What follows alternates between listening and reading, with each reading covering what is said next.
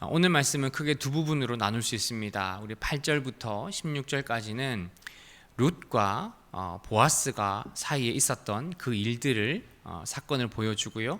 17절부터 23절까지는 룻과 나오미가 나누는 대화를 통해서 하나님께서 우리에게 어떻게 헤세드를 보여주시는가, 하나님께서 우리에게 그 사랑의 모습을 어떻게 보여주시는가 하는 것을 우리가 알 수가 있습니다. 첫 번째는 보아스를 통해 보여준 하나님의 헤세드가 있습니다. 보아스를 통해 보여준 하나님의 헤세드가 있습니다. 지난 주일에 저희는 이 보아스라는 사람은 베들레헴에서 유력한 사람, 돈이 많은 사람, 힘이 있는 사람이라 말씀드렸습니다. 그런데 그 의미는 그냥 돈만 많고 힘이 센 것만 의미하는 것이 아니라 이 사람은 도덕적으로 성숙하고 하나님 앞에 온전한 신앙을 가진 그런 사람이라는 것을 성경은 이야기를 하고 있습니다. 어떻게 보면 보아스는 참 한결같은 사람이었습니다. 그의 삶을 보면 늘 어려운 사람들을 돕고 도움이 필요한 사람들을 위해 자신이 할 수 있는 최선의 헌신과 사랑을 보여주는 앞과 뒤가 같은 늘 한결같은 인물이 바로 이 보아스입니다. 그래서인지 처음 본 룻에게도 이 보아스가 큰 친절을 베풀었습니다.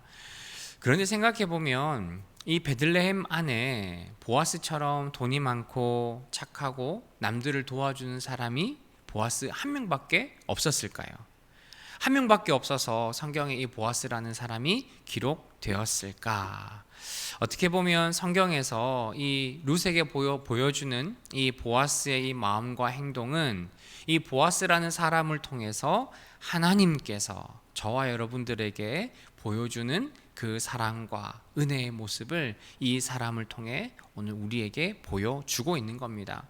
그냥 많은 사람들 중에 가장 탁월한 한 사람을 자랑하기 위해서 이 보아스라는 사람을 선택한 것이 아니라 이 보아스도 뭐 살다 보면 여러 가지 흠도 있겠죠. 불편함도 있고 다른 사람에게 뭐 어떻게 욕도 먹는 그런 상황도 있지 않았겠습니까? 그럼에도 불구하고 하나님께서는 이 보아스라는 사람을 통해서 보아스가 룻에게 보여준 그 헤세드가 하나님께서 저와 여러분들에게 보여주는 헤세드, 자비, 하나님의 사랑이라는 것을 오늘 우리에게 이야기를 하고 있습니다. 그러면 보아스가 룻에게 어떤 헤세드, 사랑, 자비의 모습을 보였을까? 첫 번째는 하나님의 날개 아래 숨게 하는 것입니다. 하나님의 날개 아래 룻을 숨게 하는 겁니다. 모압 사람이었던 룻은 옆에 아무도 없습니다. 고향을 떠나왔죠. 시어머니는 내가 섬겨야 하는 사람이고 아는 사람도 없고 길도 낯설고 사람도 낯설고 아무것도 자신의 혼자 힘으로 할 수 있는 것이 없는 그런 상황이었습니다. 그러다 보니까 그녀에게 도움을 주는 사람이 없습니다. 그녀가 그냥 가만히 앉아 있으면 누가 먼저 찾아와서 내가 너를 돕겠노라고 말할 사람이 없습니다.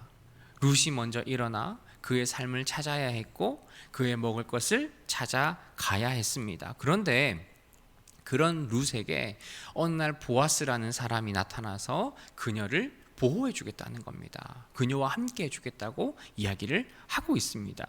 룻기 2장 12절 말씀인데요, 우리 한번 읽어보겠습니다. 룻기 2장 12절입니다. 대기한 일은 주님께서 대기한 일은 주님께서 갚아주실 것이요 이제 대기 주 이스라엘의 하나님 날개 밑으로 보호를 받으러 왔으니 그분께서 대개에게 넉넉히 갚아주실 것이요. 아멘. 이 보아스는 룻에게 자신의 그늘 아래 있을 것을 제안을 하고 있습니다. 이방 여인 룻에게 가장 필요한 게 무엇이었을까요? 룻에게는 사실은 먹는 문제가 가장 필요했습니다. 그래서 시어머니를 떠나서 밖에 일을 하러 나갔습니다. 그런데 그곳은 룻이 처음 가보는 것이었습니다. 그가 나가도 어디로 가야 할지, 누구에게로 가야 할지 아무것도 모르는 그런 상황이었을 겁니다. 그런데 룻에게 가장 정말 필요했던 것, 지금 당장 먹고 마시는 문제보다 더 필요한 것은 그녀를 감싸주고 그녀를 보호해줄 누군가가 필요한 거죠. 어쩌면 그녀가 나가면 막 그 베들레헴에 있는 사람들이 이방인이라고 손가락질할지도 모릅니다. 욕할지도 모릅니다. 비난할지도 모릅니다. 그런데 외부에서 오는 그 고통도 막아야 되지만 룻이 겪어야 하는 이 내면에서 나오는 괴로움들, 외로움들, 고통들, 이 부분까지도 룻은 다 보호받고 위로받아야 할 그런 존재가 필요했습니다. 사실 우리의 삶을 정말 힘들게 하는 것은 때로는 우리의 육신의 문제도 있습니다. 병이 들거나 몸이 아플 때, 경제적으로 좀 어려움에 처해 있을 때, 그것 외에도 사회적으로 내가 여러 가지 문제를 만났을 때, 그럴 때 우리는 굉장히 힘들고 어려운 경험을 하게 됩니다. 그런데 정말 어려운 것은 내 옆에 사람이 없을 때입니다. 나와 함께하는 사람이 없고, 내 마음을 나눌 사람이 없고, 내가 어떤 문제를 만났을 때 그 고통을 이야기조차 할 수도 없는 그런 고독한 것이 우리에게 가장 힘든 문제가 아닐까 생각을 해봅니다. 지난번에 제가 어떤 한 영상을 보니까 이분이 한 70년, 80년대생인 것 같아요. 영상을 만들었는데 7, 80년대생까지는 어디든지 가든지 그냥 친구 집에 가면 똑똑똑 안 하고 들어갔다 그래요. 저도 그런 것 같아요.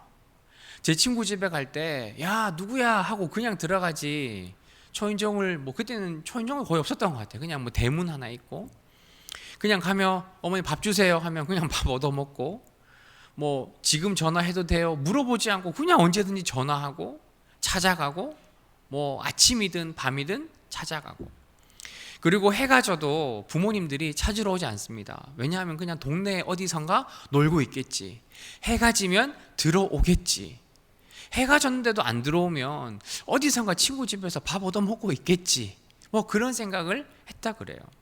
근데 이제 시간이 지나서 이제는 핸드폰을 쓰고 노트북이 있고 뭐 자기가 할 수 있는 것들이 많아진 이 시대는 뭐 지하철을 타고 가도 다 핸드폰을 보고 있고, 길을 걸어가도 다 귀에 뭘 꽂고 있고, 친구들과 한번 놀려고 하면 학원 가야 되는지 어디 가야 되는지 시간 다 맞춰가지고, 뭐 겨우 놀 수 있는 시간은 주말, 토요일 아니면 주일날 오후에 겨우 친구들하고 놀 수 있는 그런 상황을 이야기하면서 자기는 그 시대가 그립다 그렇게 이야기를 하더라고요. 어떻게 보면 저도 제가 어렸을 때 제가 할 수 있는 일보다 지금 할 수 있는 일이 더 많습니다. 재밌는 것이 더 많고, 나 혼자 즐길 수 있는 것이 더 많고, 손만 뻗으면 뭐든지 할 수 있는 핸드폰이 있고 컴퓨터가 있고 더 즐거운 것 같아요. 그런데 사람들이 느끼는 것은 고독함인 거죠. 외로움, 내 옆에 남아있지 않는. 회사를 가도 예전에는 회사 사람들하고 친하게 지내고 자신 뭐 다른 사람들의 어떤 흉금을 터놓고 이야기를 했는데, 지금은 딱 정해진 만큼, 나눌 수 있는 만큼 그 정도까지만 이야기를 하고, 언제나 회사를 바꾸게 되면 그 사람과의 관계가 끊어지고 또다시 새로운 사람들과 살아가는, 물론 이것이 현대를 살아가는 우리가 마주쳐야 하는 그런 삶의 모습이지만, 늘 친하게 지내고 내 옆에 친구가 있었고 나를 도와주는, 나와 함께 해주는 그 관계가 끊어진 것을 어떤 사람들은 외로워하고 괴로워하고 그리워한다는 겁니다. 저는 어떤 깊은 고민이 있거나 하면 아내에게 말하지 않을 때가 많습니다. 그러니까 이야기를 하면 같이 자꾸 걱정하니까, 고민하니까 이야기하기보다는 그냥 슬쩍 이야기는 하지만 자세하게는 이야기를 잘 하지 않는 것 같아요. 그럼에도 불구하고 제가 아내에게 말하지 않아도 제가 고민하는 그 모습을 보면서 아내가 알죠. 그리고 기도해주고 옆에서 격려해주고 위로해주는 그런 모습을 보게 됩니다. 교회 공동체도 마찬가지입니다. 우리가 많은 말을 하지 못해도 우리가 듣게 되는 이야기, 그분의 표정, 그분이 말하는 어떤 그 말의 어투와 그 상황들을 보면서 그분을 위해 기도하게 되고 함께 염려하게 되고, 그가 가진 고민이 어떤 것인가를 우리가 함께 나누게 되는 거죠. 여러분, 보아스가 룻에게 지금 어떤 존재가 되어준다고 이야기를 하고 있습니까? 너의 부족함을 내가 채워줄 거야. 내가 너의 날개가 되어서 네가 필요한 것들을 내가 해결해 줄 거야. 그렇게 보아스가 먼저 약속하고 있습니다.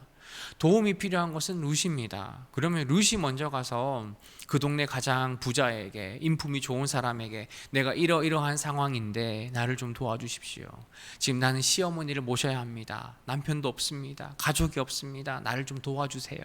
라고 가서 먼저 찾아가서 자신의 상황을 이야기해야 됩니다. 그런데 지금 룻은 어떻습니까? 먼저 찾아가지 않습니다. 자신이 해야 할 일을 그냥 하는 겁니다. 지금 내가 누구의 도움도 없지만 하나님께서 나를 도와주실 거라 믿고 오늘도 아무도 모르는 곳을 향해 발걸음을 나아가는 거죠. 그런데 그때 보아스가 나타나서 내가 너의 날개가 되어줄게, 내가 너의 그늘이 되어줄게, 그렇게 이야기를 하고 있습니다. 우리 시편 57편 1절 말씀인데요, 우리 한번 읽어보겠습니다. 시편 57편 1절입니다. 참으로 하나님, 나를 불쌍히 여겨 주십시오. 불쌍히 여겨 주십시오. 내 영혼이 주님께로 피합니다. 이 재난이 지나가기까지 내가 주님의 날개 그늘 아래로 피합니다. 아멘. 우리가 신자로 살아가는 것, 내가 신자인가를 어떻게 우리가 알 수 있습니까? 저와 여러분에게 하나님이라는 보호막이 있느냐 없느냐, 내가 힘들고 어려울 때 내가 하나님께로 나아가느냐 나아가지 못하느냐, 그 차이가 우리가 신자로 살아가느냐 아니냐의 매우 중요한 차이입니다. 여러분, 이 말씀을 보시면 하나님께서 우리에게 방패가 되어준다고 이야기를 하고 있습니다. 하나님께서 우리의 보호막이 되어준다고 이야기를 하고 있습니다. 그럼 우리가 어려움을 만났을 때 우리가 해야 할 일은 하나님께 맡기는 거죠. 하나님께 나아가는 겁니다. 하나님께 기도하는 겁니다. 하나님께 부르짖는 겁니다. 그런데 우리가 어려움을 만날 때마다 하나님을 찾지 않고 다른 것을 찾는다면, 다른 사람이나 다른 방법을 찾는다면 그것은 굉장히 어리석은 사람이 되는 거죠. 어리석은 선택이 되는 겁니다. 여러분, 힘들고 어려울 때 저와 여러분들은 누구에게로 가야 합니까? 하나님에게로 가야 합니다. 하나님께서 저와 여러분들의 그늘이 되시고 방패가 되어준다 이야기를 하고 계십니다. 여러분, 모든 순간에 하나님의 그늘 아래 살아가는 것, 그것이 신자인 저와 여러분의 삶이 되어야 합니다. 그것이 유일한 희망이어야 합니다. 여러분, 우리가 예배하는 이 시간이 하나님의 울타리로 들어가는 시간인 줄 믿습니다. 저와 여러분들이 기도하는 그 시간이 하나님의 날개 아래로 숨는 그 시간인 줄 믿습니다. 여러분, 우리가 어려움을 만날 때마다 하나님의 그늘 아래로 가는 것, 그것은 여러분 불행하거나 부끄러운 일이 아닙니다. 당연히 우리가 그렇게 해야 하는 일인 거죠. 여러분, 보아스는 우리에게 먼저 다가와주고 우리를 먼저 보호하고 사랑하시는 그 하나님의 헤세드를 오늘 보여주고 있습니다. 여러분, 저와 여러분에게는 하나님이 있다는 것을 반드시 기억하십시오. 하나님께서 저와 여러분을 하나님의 날개로 지금 초청하고 있다는 것을 저와 여러분들이 마음에 새기셨으면 좋겠습니다. 여러분, 이번 한 주간 우리가 다른 곳에서 얻는 위로와 기쁨, 즐거움이 아니라 하나님이 주시는 위로와 하나님이 주시는 회복이 있는 그런 저와 여러분의 한 주간이 되었으면 좋겠습니다. 여러분, 힘들고 어려울 때에 우리가 유일하게 가야 하는 곳은 바로 하나님의 날개, 하나님의 그늘밖에 없다는 것을 기억하시고 이번 한 주간도 하나님 안에 살아가시는 우리 모두가 되기를 주님의 이름으로 축복합니다. 두 번째는 하나님 우리를 채워주십니다. 하나님 우리의 필요를 채워주십니다. 보아스는 룻의 먹을 양식을 책임져 주는 모습을 보여줍니다. 우리 룻기 2장 8절 말씀인데요, 우리 한번 읽어보겠습니다. 룻기 2장 8절입니다. 보아스가 룻에게 말했습니다.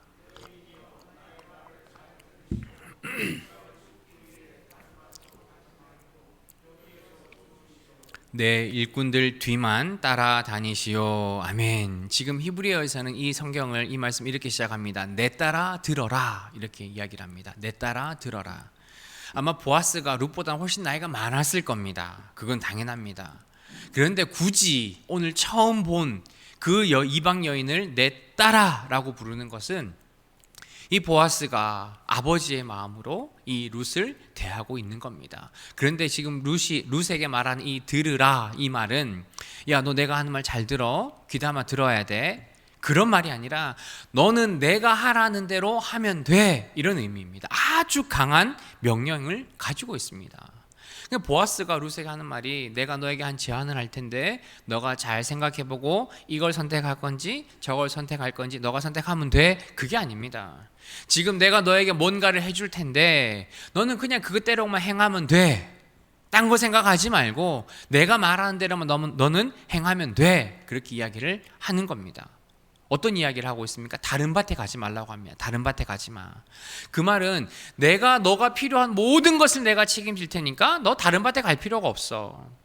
만약에 룻이 보아스의 밭에서 이삭을 주었는데 룻과 나오미가 먹을 만큼 충분치 못하다면 룻은 어떻게 할까요? 다른 밭으로 가겠죠. 더 많은 이삭을 얻기 위해서.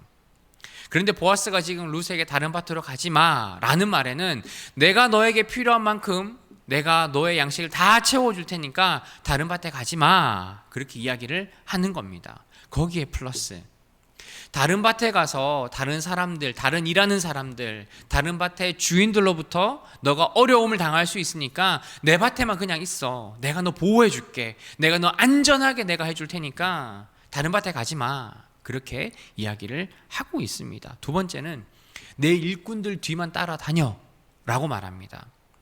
이 당시에는 내 밭을 위해 일하는 사람들이 있었습니다. 그 사람들이 종이든지 아니면 계약을 맺고 오늘 하루 내 밭에 와서 일하는 사람이든지, 내 밭의 곡식을 추수하기 위해서는 내 종이나 혹은 내가 계약 맺은 그 사람들이 먼저 이삭을 다 베고 그 사람들이 이삭을 가지고 가는 것이 순서입니다. 왜냐하면 나와 계약을 맺은 사람, 내 종들이 거두어 들이는 그 곡식이 누구 창고로 가는 겁니까? 내 창고로 가는 거니까. 그러니까 그 사람들이 먼저 다 가져가고 이삭을 다 가져가고, 그러다가 모퉁이에 남아있거나 아니면 일하는 사람들이 흘린 것을 이 도움이 필요한 사람들이 나중에 들어와서 그 이삭을 몇 가지 주워가는 겁니다.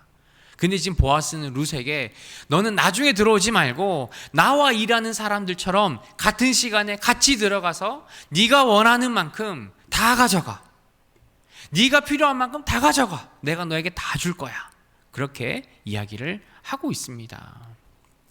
그러면서 이 보아스가 일꾼들에게 이런 당부의 말도 남깁니다. 룻기 2장 15절 16절 말씀인데요, 우리 한번 읽어보겠습니다. 룻기 2장 15절 16절입니다.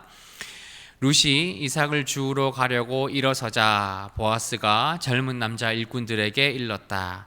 저 여인이 이삭을 주울 때에는 곡식단 사이에서도 줍도록 하게. 자네들은 저 여인을 괴롭히지 말게. 그를 나무라지 말고 오히려 단에서 조금씩 이삭을 뽑아 흘려서 그 여인이 줍도록 해주게. 아멘. 일하는 사람에게 룻을 욕하지 말라는 겁니다. 제가 아까 말씀드렸죠. 원래 그 밭에서 일하는 사람들이 먼저 가야 됩니다. 이삭이 필요하고 도움이 필요한 사람은 나중에 그 사람들이 일이 다 끝나고 난 다음에 들어가는 것이 맞습니다. 그런데 보아스가 룻에게 먼저 들어가, 다 가져가, 그렇게 이야기를 했죠. 밑에 일하는 사람들은 오해할 수가 있습니다. 지금 당신 여기 들어오면 안 돼. 당신 나중에 들어와야 돼. 당신 것은 나중에 우리가 다 가져가고 남는 그걸 가져가야 돼. 왜 지금 들어와? 그렇게 룻을 비난할 수가 있죠. 보아스는 그 일꾼들에게 룻을 비난하지 마. 그리고 그 여인이 더 가져갈 수 있도록 일부러 그 이삭 옮기다가 일부러 좀 흘려줘. 일부러 흘려줘. 그 여인이 많이 가져갈 수 있게. 우리가 방금 읽었던 그 성경에는 세 번역에는 그 여인이 줍도록 해주게 이렇게 하니까 이런 마치 야, 좀 해줘 이런 의미로 들리죠. 근데 히브리어로 보면 아주 강한 명령이 되어 있습니다. 그냥 너 이렇게 해가 아니라 너 이렇게 하면, 너 이렇게 꼭 해야 돼. 너 이렇게 안 하면 안 돼. 내가 지금 2번, 3번 말하는 거야. 꼭 그렇게 해야 돼. 지금 보아스가 일하는 사람들에게 하고 있는 거죠. 결국 룻이 집으로 돌아갈 때 얼마나 많은 양식을 가지고 가는가, 우리 룻기 2장 17절 말씀인데요, 우리 한번 읽어보겠습니다. 룻기 2장 17절 말씀입니다. 우리 함께 읽어봅니다. 룻은 저녁 때까지 밭에서 이삭을 주었다. 주운 이삭을 떠니 보리가 한 에바쯤 되었다. 아멘. 룻이 저녁까지 일을 하고 한 에바라는 단위를 묶음을 가져갑니다. 출애굽기 16장에 보면 일반 성인들이 하루에 먹을 수 있는 곡식의 양을 한 오멜이라는 단위로 정했습니다. 예를 들면 이 정도의 곡식이 한 오멜이라면 이 에바라는 단위는 이것의 딱 10배입니다. 10배. 룻은 오늘 하루 물론 아침부터 일을 했겠죠. 아침부터 일하고 저녁에 집에 갈 때 그녀가 가져간 것이 내가 오늘 챙겨야 내가 오늘 먹을 수 있는 양식보다 10배나 가져간 겁니다. 그런데 그 보통은 도움이 필요한 사람들이 이삭을 주울 때 자신이 하루 먹을 수 있는, 하루 충분히 먹을 수 있는 그 양을 가져갔을까요? 아마 그렇지 못했을 겁니다. 어떤 날은 주인이 좋아서 조금 더 가져가고 어떤 날은 주인이 안 좋아서 조금 덜 가져가고 뭐 그럴 수 있지만 평균적으로 한 오멜이라고 봤을 때 이 룻은 10배나 가져갑니다. 여러분, 하나님께서는 우리의 필요를 채우시지만 우리에게 딱 맞는 만큼, 우리가 딱 필요한 만큼 하나님께서 채우실 때도 있지만 때로는 하나님께서 우리가 필요한 것들보다 더 많은 것으로 우리에게 채우는 하나님의 은혜를 우리가 경험할 수 있습니다. 여러분, 하나님은 저와 여러분들에게 필요한 것을 채우고 인도하시지만 그러나 우리가 생각하고 계획하는 것보다 더 좋고 더 많은 것으로 채우는 하나님이시라는 것을 저와 여러분들이 기억하셨으면 좋겠습니다. 여러분, 우리가 어떤 상황에 있든지 우리를 채우는 분은 하나님이시라는 것을 기억하시고 우리를 향한 그 하나님의 헤세드, 하나님의 자비가 오늘도 이번 한 주간도 우리의 삶에 가득하게 될 줄 믿습니다. 여러분, 이번 한 주간 우리가 나를 채워주실 그 하나님의 은혜를 사모하며 바라보시는 우리 모두가 되기를 주님의 이름으로 축복합니다. 보아스가 보여준 헤세드 세 번째는 마음을 감싸는 위로입니다. 마음을 감싸는 위로. 룻의 입장에서는 지금 보아스가 베풀어 주는 것이 먹을 것만 채워주는 것이 아니라 이 룻의 입장에 봤을 때는 그 먹는 것 채우는 것보다 그 이상으로 더 많은 위로가 그녀에게 있음을 이야기를 합니다. 룻기 2장 13절 말씀인데요, 우리 한번 읽어보겠습니다. 룻기 2장 13절입니다. 룻이 대답하였다. 어른께서 이토록 잘 보살펴 주시니 몸둘 바를 모르겠습니다. 어른께서 거느리고 계신 여종들 축에도 끼지 못할 이 종을 이처럼 위로하여 주시니 보잘것없는 이 몸이 큰 용기를 얻습니다. 아멘. 지금 룻이 보아스로부터 받는 것은 먹을 것 내가 다른 사람들보다 10배나 다 가졌어, 그게 아닙니다. 지금 보아스가 나에게 보여준 그 마음, 그 위로, 지금 룻은 자기 마음 깊숙한 곳으로부터 하나님의 위로를 경험하고 있는 겁니다. 베들레헴에 와서 아무도 없습니다. 나를 챙겨주는 사람도 없고 나에게 따뜻하게 다가오는 사람도 없고 베들레헴에 오자마자 난 또 일을 하러 가야 되고 이런 상황에 있는 여인에게 보아스를 통해서 하나님은 그 룻을 따뜻하게 위로하고 감싸고 계신다는 겁니다. 여러분, 우리에게 물질적인 문제가 먼저 해결되는 것이 필요할까요? 아니면 우리의 마음과 우리의 정서적인, 또 우리가 진심을 다해 받는 그 위로가 우리에게 먼저 필요할까요? 물론 물질적인 게 필요합니다. 당장의 우리의 문제, 먹고 사는 문제, 우리가 이 땅에서 살아가는 그 문제를 해결하기 위해서는 먹고 사는 것, 우리의 경제적인 부분이 반드시 해결되어야 합니다. 그럼에도 불구하고 우리의 마음이 채워지지 않으면, 우리가 누군가로부터 위로받지 않으면 우리의 힘듦은 또다시 더 심해지고 경제적인 문제가 해결되었다 하더라도 우리의 마음이, 우리의 정서가, 우리의 신앙이 더 힘들고 어렵게 될 수 있습니다. 최근에 한국에 아주 유명한 그 류승룡이라는 영화 배우가 있습니다. 이 사람은 되게 유명합니다. 무슨 1000만 명이나 본 그 영화를 몇 개나 찍고 이번에 그 백상이라는 아주 가장 크고 유명한 그 상의 대상을 받는 그런 일이 있었습니다.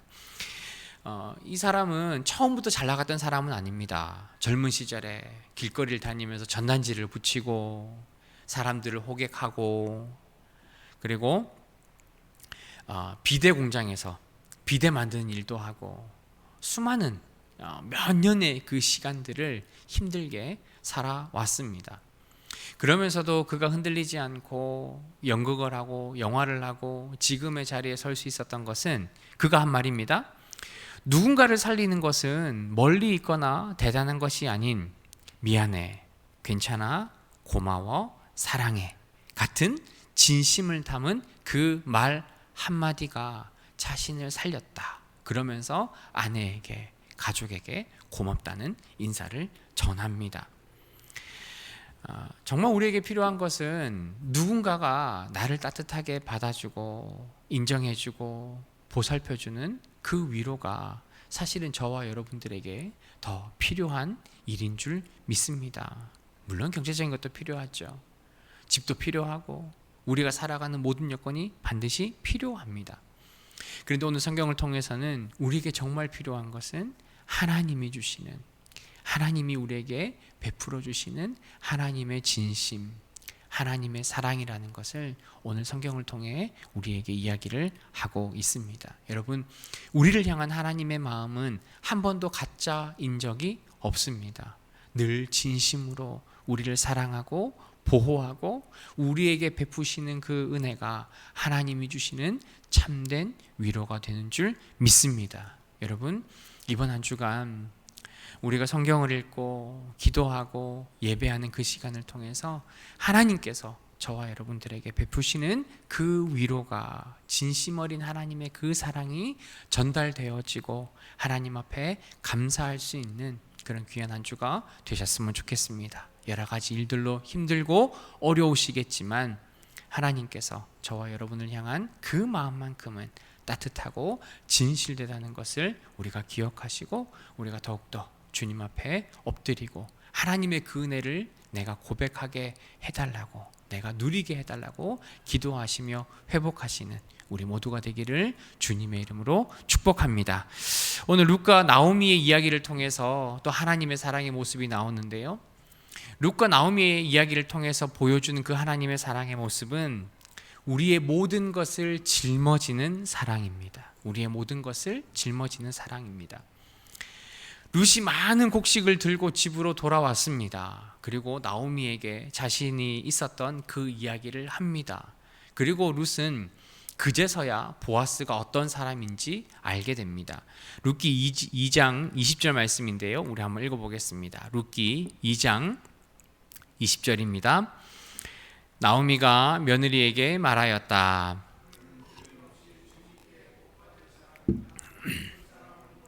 세상을 뜬 우리 식구들에게도 자비를 베풀더니 살아있는 우리에게도 한결같이 자비를 베푸는구나. 나오미가 그에게 말을 계속하였다. 그 사람은 우리와 가까운 사이다. 그는 지방간으로서 우리를 맡아야 할 사람이다. 아멘. 룻은 나오미로부터 나에게 정말 큰 은혜를 베풀고 자비를 베풀었던 그 사람이 누구인지를 룻이 이제서야 알게 됩니다. 이스라엘 백성들은 하나님께서 이스라엘 지파들에게 허락하신, 그리고 각 집에 허락하신 그 땅과 기업을 이어가기 위해서 혹시나 우리의 친족 가운데, 형제 가운데 어려움을 당하고 파산을 하고 땅을 빼앗긴 그 사람들을 위해서 내가 그들을 품어주는 고엘이라는 제도가 있습니다. 그런데 이 고엘이라는 제도는 순서가 나랑 가장 가까운 친족부터 이렇게 진행이 됩니다. 그러니까 가장 가까운 친척이 내 모든 문제와 빚을 해결해주면 그 사람이 내 고엘이 되는 것이고, 그 사람이 이 문제를 해결하지 못하면 그 다음 친척에게 가서 내 문제를 해결해달라고 하는 겁니다. 그러니까 우리가 누군가의 고엘이 된다는 것은 야, 한번 이야기해봐, 내가 들어줄게. 그러니까 들어주는 걸로 끝나는 것이 아니라 그 사람이 당하고 있는 그 모든 빚, 문제, 어려움, 고통의 문제를 그냥 듣는 것으로 끝나는 것이 아니라 내 것으로 가지고 오는 겁니다. 룻이 당하고 있는 그 어려움과 고통과 배고픔의 문제를 이 보아스가 다 가지고 와서 그것을 내 문제로 만들어 버리는 것이 이 고엘이라는 제도입니다. 그러니까 보아스가 지금 어떻게 하고 있습니까? 보아스가 룻의 인생을 거기서 끄집어내서 자신의 인생으로 데리고 오는 것이 아니라 이 보아스가 룻의 인생으로 들어가는 겁니다. 돈도 하나 없고 의지할 것도 없고 그냥 그 사람을 품기 위해서 내가 다 해줘야 되는데, 룻과 나오미의 문제 안에 지금 보아스가 내가 들어가겠다 하고 지금 룻에게 자비를 베풀고 있는 거죠. 보아스는 룻의 고엘이 되어서 그녀가 가지고 있던 그 모든 문제, 모든 어려움, 또 책임져야 할 모든 것들을 보아스가 책임지겠다는 태도를 보입니다. 그리고 나중에 가면 이 보아스의 태도로 인해서 룻의 인생이 바뀌게 되는 거죠. 여러분, 룻은 보아스로부터 자비를 얻을 수 있는 그런 아무런 조건이 없었습니다. 뭐 유대인도 아니고 자식이 있는 것도 아니고 돈이 있는 것도 아니고 아무것도 없는, 정말 가진 것도 없는, 그냥 몸 하나밖에 없는 그 여인을 보아스는 자신의 재산, 자신의 명예를 다 소비하면서까지 그녀를 품어주고 있는 거죠. 룻을 품어줄 이유가 없습니다. 그럼에도 보아스가 그 룻을 데리고 와서 자신의 날개 아래로 내가 품어주겠다 이야기를 하고 있습니다. 여러분, 이 보아스의 행동은, 보아스의 모습은 누구를 떠올리냐면 바로 예수 그리스도입니다. 로마서 5장 8절 말씀인데요, 우리 한번 읽어보겠습니다. 로마서 5장 8절입니다. 로마서 5장 8절 말씀 우리 함께 읽겠습니다. 그러나 우리가 아직 죄인이었을 때에 그리스도께서 우리를 위하여 죽으셨습니다. 이리하여 하나님께서는 우리들에 대한 자기의 사랑을 실증하셨습니다. 아멘. 우리는 하나님께 구원받을 자격이 아무것도 없습니다. 아무것도 없습니다. 그럼에도 불구하고 하나님께서는 저와 여러분들을 사랑하는 그 하나 때문에 예수 그리스도를 우리에게 보내셨고, 예수님께서는 스스로 십자가에 고통당하고 십자가의 피를 흘려 죽음으로 저와 여러분들의 그 죄의 값을 다 해결해 주셨습니다. 이것은 예수님께서 우리에게 들어와서 자신의 어떤 존재를 던지는 희생인 거죠. 하나님인 그 모습을 버리고 사람의 모습으로 우리에게 와서 고난 당하지 않아도 되고 죽음 당하지 않아도 되는 그 신적인 모습을 다 버리고 사람처럼 우리의 죄를 해결하기 위해 우리에게 예수님은 오셨습니다. 자신의 모든 것을 다 내던진 예수님의 희생과 사랑이었습니다. 그 결과 우리는 하나님과 영원히 살아가게 되는 영원한 생명을 저와 여러분들은 얻게 되었습니다. 여러분, 고엘이 그것입니다. 아무것도 내가 가질 수 없는, 정말 그 몸 하나밖에 없는 그 룻을 내가 보호하고 사랑하고 그녀의 그늘이 되어준 것, 이것은 하나님께서 우리를 향해 보이신 하나님의 헤세드고 사랑이고 자비인 줄 믿습니다. 여러분, 딱 한번 그림을 비교해 보세요. 룻이 딱 우리의 모습입니다. 우리는 아무것도 없습니다. 자격도 없고 가진 것도 없고 하나님께 뭔가 해드릴 것도 없는 그런 존재입니다. 그럼에도 불구하고 하나님께서는 우리를 향한 유일한 사랑으로 저와 여러분들을 위해 예수 그리스도를 우리에게 보내주셨고 우리에게 영원한 생명을 주셨습니다. 여러분, 그것이 우리를 그 끔찍한 인생으로부터 우리를 변화시키고 건져내신 하나님의 사랑인 줄 믿습니다. 여러분, 우리를 저주에서 복된 인생으로, 죽음에서 생명으로 옮긴 것은 하나님이 우리의 고엘이 되셔서, 예수님이 우리의 고엘이 되셔서 저와 여러분들을 영원한 생명으로 옮겨주신 줄 믿습니다. 여러분, 하나님께서 지금도 저와 여러분들을 향해 고엘이 되어주셔서 저와 여러분들을 지키고 인도하고 보호하고 있다는 사실을 우리가 꼭 마음속에 잊지 않고 이번 한 주간도 하나님께 우리의 모든 것을 맡겨드림으로 우리의 인생을 이끌어 가시는 그 주님만 바라보고 살아가시는 저와 여러분들이 되셨으면 좋겠습니다. 여러분, 이번 한 주간 이 룻의 인생을 보면서 하나님께서 나를 회복하실 그 하나님의 은혜와 그 사랑을 우리가 바라고 소망하면서 하루하루 주님 주시는 그 회복과 위로로 우리가 다시 한번 일어날 수 있는 우리 모두가 되기를 주님의 이름으로 축복합니다.